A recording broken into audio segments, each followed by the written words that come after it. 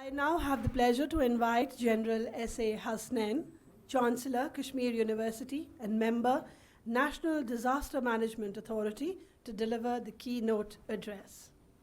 Firstly, hearing Gadwali Geet without dancing is something very awkward.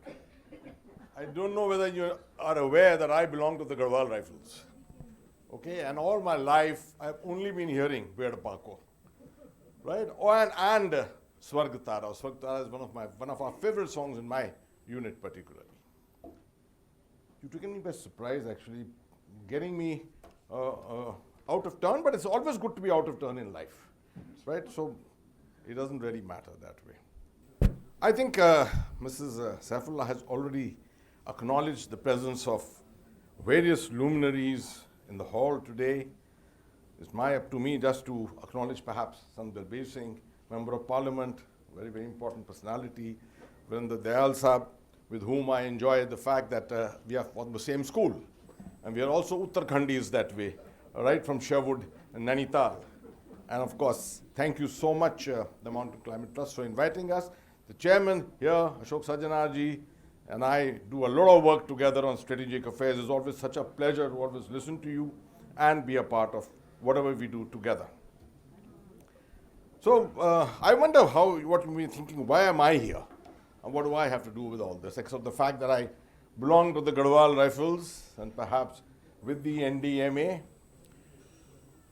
The fact remains that the regiment, the arm I belong to, the infantry of the Indian Army, Gadwal Rifles, we're deeply associated with the mountains all the time.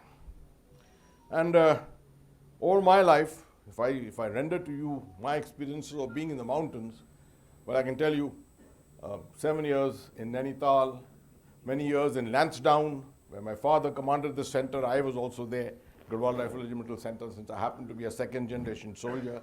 Wellington 5 times in the Nilgiris, so deep south mountains, right? Then up in Siachen Glacier to command the unit, my unit. Eastern Ladakh, where you're having all the problems of the Galwan Valley and things like that. Kargil, seven tours of duty in Jammu and Kashmir itself. So all my life one has only lived in the mountains and nothing else. And we are fully aware of what the mountains are, the great challenges that the mountains have to offer to all of us soldiers particularly and the nation at large. It's only when you leave the army and come out you realize that actually everyone is concerned about what's happening in the mountains. Let me start by rendering a small little example to you. A year after my appointment into the NDMA, I suddenly I was looking at the television, I was looking at my mobile phone, and I found a YouTube video of a gushing mountain of water coming out somewhere in the Chamoli area. This is the 7th of February 2021. COVID was still there very much. Nice blue sky, and yet a huge column of water cascading down. And people are all in wonderment at that time. This cascade of water came down into a project called Tapo 1 near Chamoli, just below Joshimath. And it flooded the tunnel of that particular project. It was a run-of-the-river project. 200 people died inside those tunnels, who were working inside those tunnels. No one had an idea that on a day with a blue sky, you're going to have a mountain of water suddenly coming down from the high mountains there, the Nanda Devik Sanctuary, right? And it was a disaster, absolute disaster. All the equipment got buried. The National Thermal Power Corporation, the equipment got buried completely.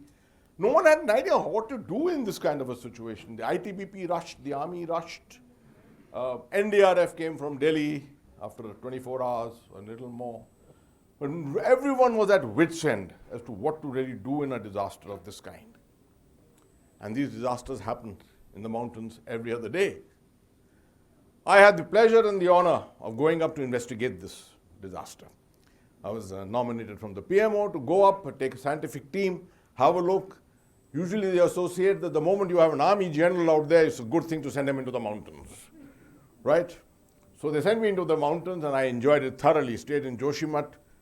Not enjoyed it from that sense, but enjoyed the investigation into it. I took scientists from every domain with me, from the Wadia Institute of Hydrology up on top, geology on top in Dehradun, people from the National Remote Sensing Center in Hyderabad, all kinds of institutions, ISRO itself.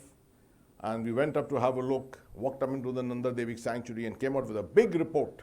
You'll be shocked to know what really had happened. On a nice clear blue day, blue sky day, a rock face of the Nanda Devi, which had a huge amount of ice. General Ashok is here, he understands it very well, I'm sure. A huge amount of ice on top, the size of 6 football fields, suddenly broke off from there and came cascading down, about 4,000, 5,000 feet. The friction which was caused created water. The air pressure broke every tree in that area up to 3 kilometers on either side. That became a huge debris. The debris flow started with that. Lots and lots of rocks, moraine came cascading down. And this mountain of water was almost 60 feet high. It came into the valley and it climbed down to the other side. And it created lakes on the other side. Wherever there were crevasses, it created lakes. Then it came down, flowed into this area of the Rishi Ganga. It flowed down the Rishi Ganga, came down, wiped out one smaller project of the NHPC in which 30 people died. No one knew what the hell had hit them. And then went down into this area of where the Tapo 1 project was. And there, no warning, nothing. Suddenly a gush of water comes and people are working there. Everyone just drowned to death. The amount of debris which collected there was nobody's business. So you can see, mankind doesn't know enough yet about the mountains. What kind of things can happen in the mountains. But I'm so glad when I got an invitation from Mrs. Saifullah for this event, I realized there is a rising interest in these issues in society in Delhi. You are the civil society of Delhi. You are the people who can be the movers and shakers, who can actually move out. One of the most important things in disaster management is actually sensitization. People are just unaware of what can happen to them. I can tell you, I've just come from Sikkim 2 weeks ago. You couldn't even go into Sikkim because every road was wiped out, right? Unfortunate thing was 3rd, 4th of October, the night of 3rd, 4th October, you had this huge glacial lake outburst flood. And 4 days later, you had the Hamas incident in Israel. So the Hamas war wiped out every bit of news from the headlines as far as Sikkim was concerned. And within our country, people know more about Hamas and the killings in Palestine than what happened in Sikkim. This happened in Uttarakhand, this happened in Sikkim. Are you aware there are 7,000 such glacial lakes all over the Himalayas? And anywhere a cloudburst can bring a huge volume of water into these lakes, and then they overflow and they come down as a huge flood. That's what is called a glacial lake outburst flood, GLOF as it's called, GLOF. You'll hear about this many times in the newspapers these days, GLOF. And what happens is that in many cases, down below in the rivers and streams, like in the Tista or in the Alaknanda, you will find dams, which are there for the sake of power generation, hydroelectric dams. You have a huge dam on the Tista, which was providing power to even Bangladesh. So you can see what happened on the night of 3rd and 4th was something similar to what happened to Nanda Devi, where a huge amount of ice, not snow, ice, came into this lake called Lunak Lake up in North Sikkim. Huge amount of water came down. It hit the dam down below, the Tista Dam, Tista 3. The dam broke. So the amount of water which gushed down, it's unimaginable to see the debris which has been created down in the riverbed. And we lost a lot of people from the army, which was camping in those areas. You'll be surprised that in one particular place, we had at a height of almost about 45, 50 feet above the river line, we had an ammunition dump. just in time we managed to warn the 154 people to get out and climb up. They climbed into the mountains. We saved 154 lives. But the ammunition is today lying in Bangladesh. All went down. All went down because the height of the water was 65 feet when it came down. So you may be thinking that I'm exaggerating all this, but let me tell you, all this is upon us, just like yesterday's earthquake, which came out of nowhere. 194 people have died in that earthquake in Nepal. And even now there's a WhatsApp group of the NDMA which is working on this whole thing of a humanitarian assistance and disaster response, kind of a mission which is being launched by the government of India into Nepal. So I'm so glad that when society such as this comes and listens to these kind of things, then you realize that there is a desire to know about it and there's a sensitivity about it. That is the most important thing. Because as far as disasters are concerned, one of the most essential aspects is knowledge management. It's just such a deep science. I thought disaster management was a joke when I came into the NDMA as a member. I'm telling you, if I can stay next 40 years in the NDMA, I will not know enough on disasters. There is so much to learn. Among them, one of the most important things I think in today's world, you should know, the NDMA was set up in 2005. September 2005, December the act was passed, National Disaster Management Act, under which the NDMA was set up. The NDRF, which is the National Disaster Response Force, and the National Institute of Disaster Management, NIDM, were set up. These are the three mother institutions which work. The NDMA is the mother institution and the others work along with us. And we are the ones who bring knowledge, doctrine, policy, etc. The NDRF is the one which then does the response. Well, one of the most important things what I want to tell you is that in the mountains and mountain communities, particularly when you empower mountain communities, you should know that everyone is a disaster manager. You can't say this is the NDRF's responsibility and this is the Army's responsibility. In the mountains, any and every valley is vulnerable. You can't put NDRF in every valley. But in the mountains, the Army is there in many, many valleys. The ITBP is there in many areas. The unfortunate thing is that after December 2005, when the Disaster Management Act got passed, people started saying now it's no longer the responsibility of the Army. We are coming back into it now again. At my behest, and one of the things which I'm leading at the moment is to get the Indian Army back into the whole domain of disaster management. This is a professionalization which has to be understood by soldiers too, because they are the first responders everywhere. You'll be happy to know there's a scheme today all over India, 300,000 strong, 3 lakhs. It's called Apta Mitra, which means friends in disaster. Local people from the community, you must remember that in the process of disaster management, one of the most important segment is the community. दुनिया आएगी आपको बचाने के लिए, मगर वो आएंगे 48 घंटे के बाद. It's the community. And if the community is empowered, they know it, they know the techniques, they have got the technology, they've got the equipment, and they've got the training, they can do wonders in rescuing you. The other very, very important thing in this whole thing is early warning. There are so many hazards for which early warnings are not available. You'll be very happy to know, in 1999, we lost 10,000 plus dead in the Odisha super cyclone. 10,000 plus dead, right? In Biparjoy, the cyclone which hit Gujarat coast 3 months ago, how many fatalities were there? 0. 0. Why? We developed a system, the NDMA has developed a system called Common Alerting Protocol.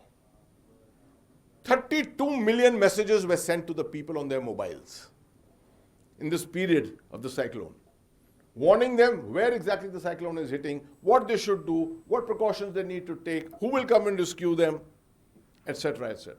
We've got a national cyclone risk mitigation program running. $1 billion paid by the World Bank, which has developed such infrastructure where you can have huge community centers where 300, 500,000 people can come and stay inside it. Such things will have to be developed in the mountains too. Such warnings will have to be developed. Unfortunately, we have the capability to predict a cyclone 7 days early, but we don't have the capability to predict an earthquake even for 15 seconds. It's a hazard, like a cyclone, earthquake is also a hazard. This morning I've been flooded with calls from all over by people telling me, we have got the technology for it and we predicted last night's earthquake. I said, you come and tell us, let's see what you can tell us. Google is developing an app which will probably give you up to 45 seconds of early warning, which is really insufficient to take precaution. You need something for people to be able to move out of a multi-story building. That's the kind of thing which you need.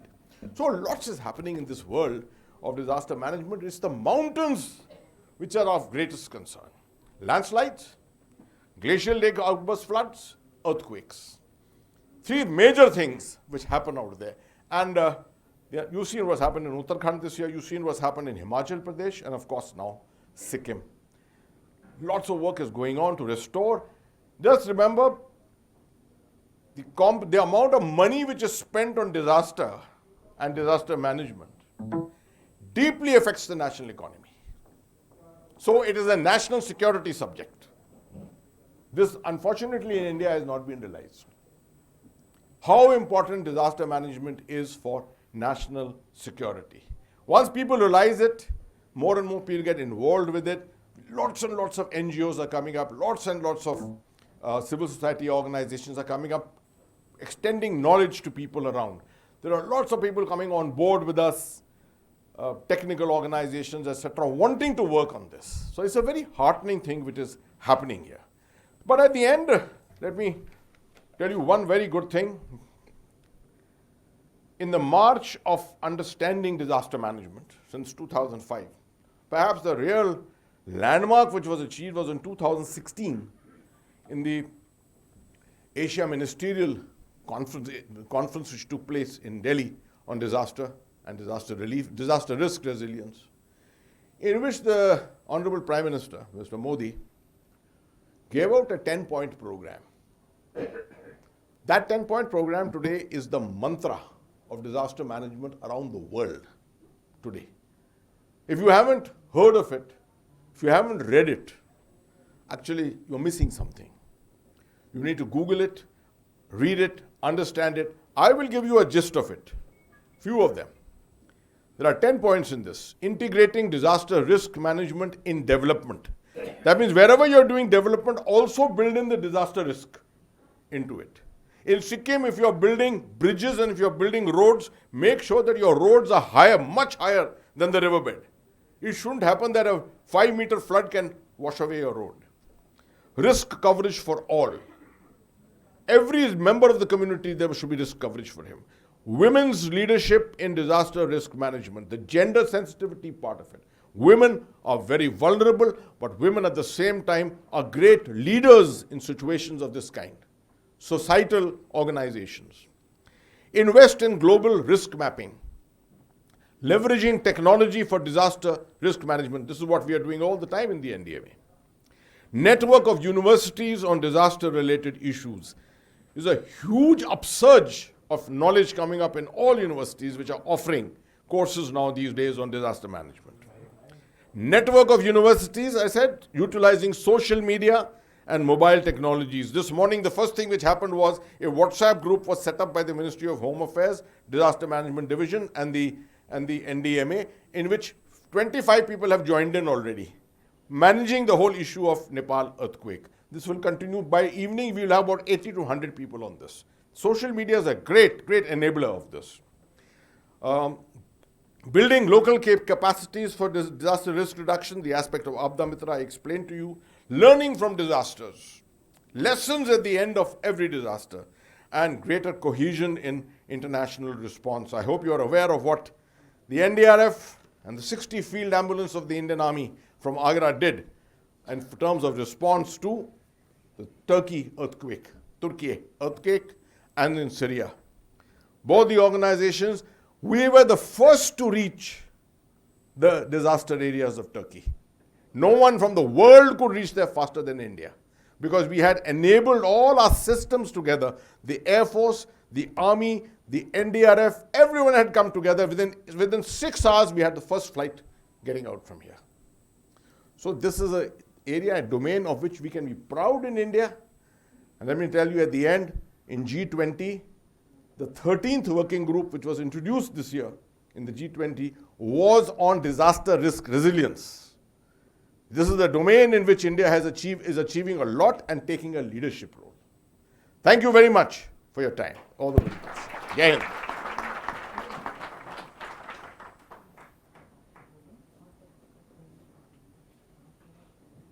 That was indeed very enlightening. Thank you, sir.